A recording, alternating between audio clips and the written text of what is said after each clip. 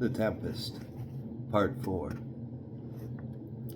An hour had passed, and Yusuf el-Fakhri was striding about the room, stopping at random and gazing at the tremendous gray skies.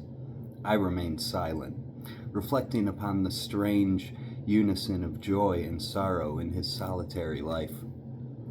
Later in the night, he approached me and stared long into my face, as if wanting to commit to memory the picture of the man to whom he had disclosed the piercing secrets of his life. My mind was heavy with turmoil, my eyes with mist. He said quietly, "I am going now to walk through the night with the Tempest, to feel the closeness of nature's expression. It is a practice that I enjoy greatly in autumn and winter. Here is the wine, and there is the tobacco. Please accept my house as your own for the night." He wrapped himself in a black robe and added smilingly, "I beg you to fasten the door against the intruding humans when you leave in the morning, for I plan to spend the day in the forest of the holy cedars." Then he walked toward the door, carrying a long walking staff, and he concluded, "If the Tempest surprises you again while you are in this vicinity, do not hesitate to take refuge in this hermitage. I hope you will teach yourself to love and not to fear the Tempest. Good night, my brother."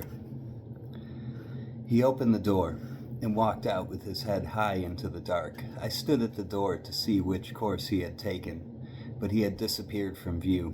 For a few minutes I heard the fall of his feet upon the broken stones of the valley. Part 5. Morning came.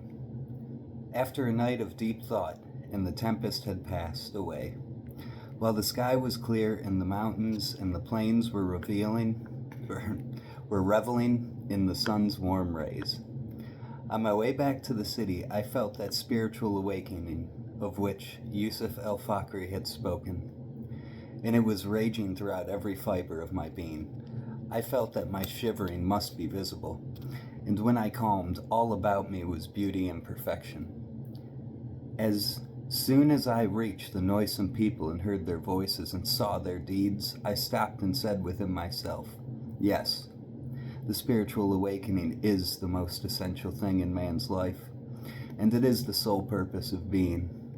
Is not civilization in all its tragic forms a supreme motive for spiritual awakening?